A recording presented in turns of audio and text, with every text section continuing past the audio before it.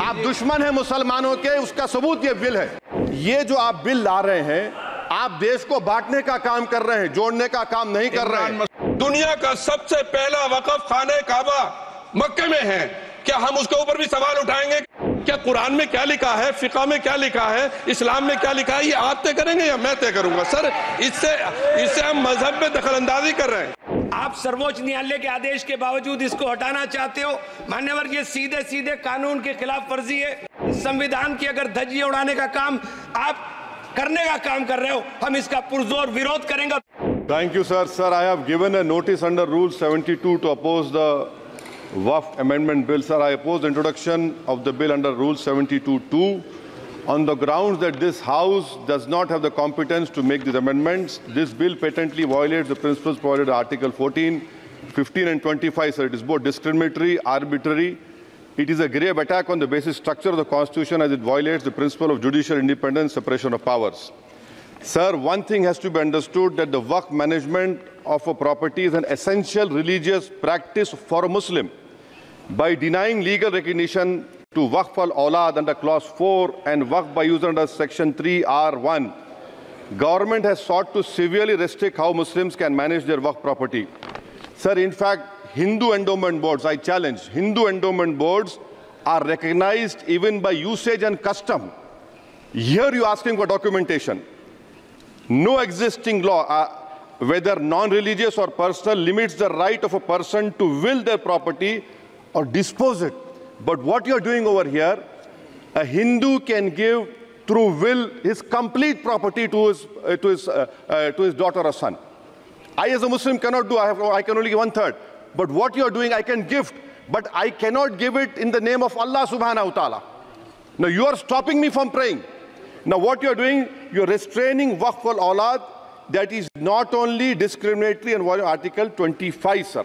There is no limit on anyone to will their property dispose of. Sir, to insist that a person has practiced Islam for 5 years, sir, एक 2 minute दिए, सबको दिया आप।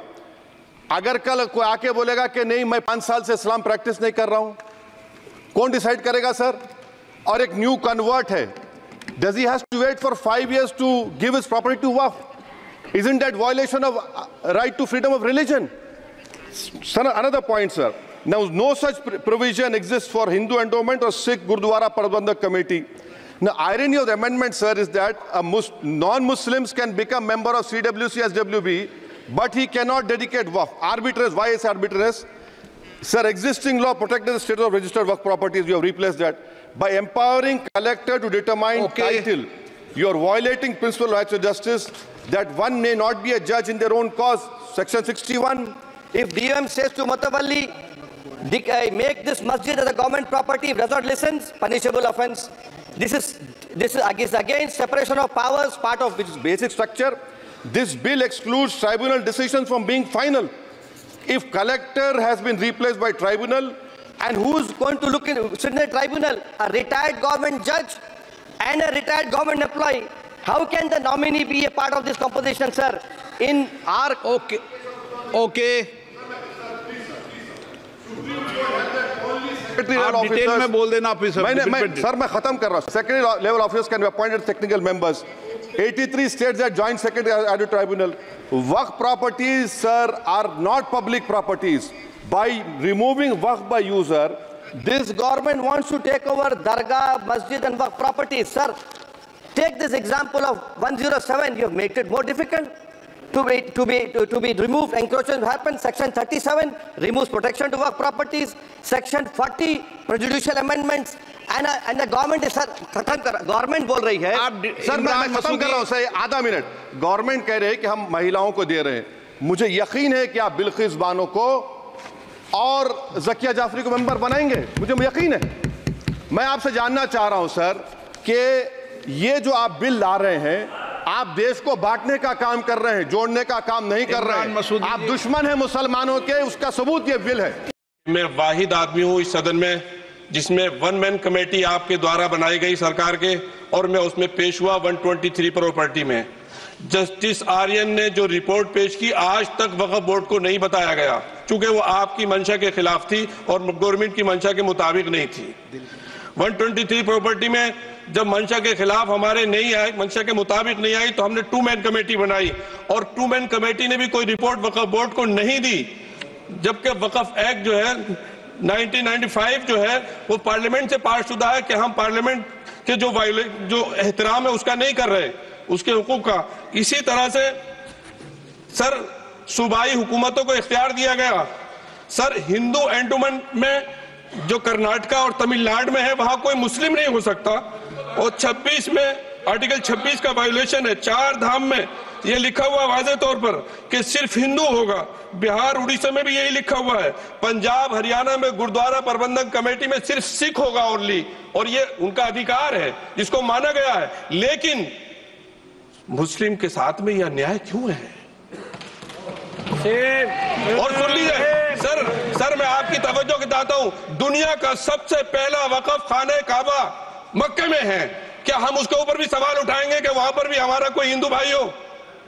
हम अपने वकार को, अपनी इज्जत को, अपने मुल्क की अपने शान को, अपने संविधान को खुद अपने पैरों तले रौंद रहे हैं।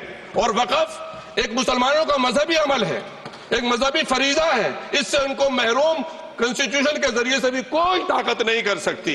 सर ये हम बहुत बड़ी गलती करने जा रहे हैं, जिसका खुमियाजा हमें अभी नहीं सदियों तक हम भुगतते रहेंगे, क्योंकि हम खुद अपने कॉन्स्टिट्यूशन को, संविधान को, उसकी पामाली कर रहे हैं। अगर हमें इस सिलसिले में मैंने सर पूरा मैंने उसको मध्यम से पढ़ा है, और मैंने पूरी 40 तरामीम जो उसमें गलत है उसको लिखकर जो है वो मैं लेकर आया हूं। सर इसके जरिए से सरकारी अमले को बाज़ाब्ता तौर पर यह हक आखिर कलेक्टर को दिया जा रहा है, सर्वे कमिश्नर के इख्तियारात खत्म किए जा रहे हैं। आखिर सर्वे कमिश्नर भी तो गवर्नमेंट ऑफ इंडिया का होता है। सर ऐसे कैसे कर सकते हैं हम? और फिर सर उसमें मेरे मजहब के मुतालिक चीजें हैं तो वो कैसे कोई दूसरा तय करेगा? क्या कुरान में क्या लिखा है, फिक़ा में क्या लिखा है, इस्लाम में क्या लिखा है, ये आप तय करेंगे या मैं तय करूंगा? सर इससे हम मजहब में दखलंदाजी कर रहे हैं, इंटरफेरेंस ऑफ द रिलीजन कर रहे हैं। सर इस तरह के कवानीन से मुल्क की शाख को नुकसान पहुंचेगा। कॉन्स्टिट्यूशन की स्पिरिट हम खत्म कर देंगे, और अगर ये होगा तो कोई भी अकलियत, कोई भी माइनॉरिटी अपने आप को हिंदुस्तान में सेफ नहीं करेगी। पिछले दिनों सिखों के साथ भी ये हुआ, और कुछ ईसाई भाइयों के साथ भी इस तरह के वाकयात हुए हैं, जिसकी वजह से सब लोग अपने आप को असहाय महसूस कर रहे हैं। 10 साल से जो मुल्क में माइनॉरिटीज के साथ, उनके हुकूक के साथ, उनके रिलीजन फ्रीडम के साथ जो खिलवाड़ किया जा रहा है, उससे रूह कांप जाती है। और ऐसा महसूस होता है कहीं ऐसा ना हो कि जनता इन हुकूक के लिए, कॉन्स्टिट्यूशन को बचाने के लिए दोबारा सड़कों पर आ जाएगी। माननीय अध्यक्ष जी, मैं वक्फ संशोधन विधेयक 2024 को विरोध करता हूं।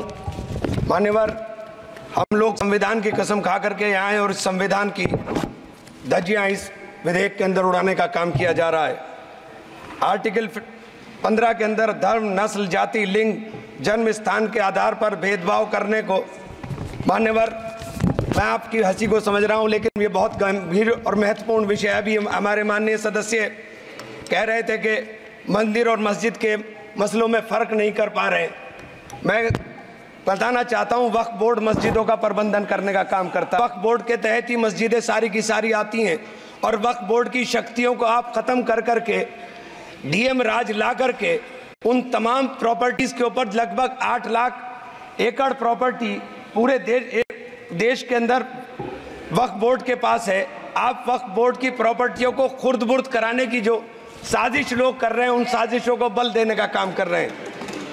साथ मैं आप माननीय अध्यक्ष जी आपसे कहना चाहता हूं कि आर्टिकल धारा 9 के तहत ये जो CWC संरचना में बदलाव किया गया है, मैं मान्यवर बताना चाहता हूं कि बंदोबस्ती प्रबंधन के अंदर जब दूसरे धर्म का व्यक्ति शामिल नहीं किया जा सकता, तो वक्फ बोर्ड के अंदर ये शर्त क्यों लगाने का काम किया जा रहा है?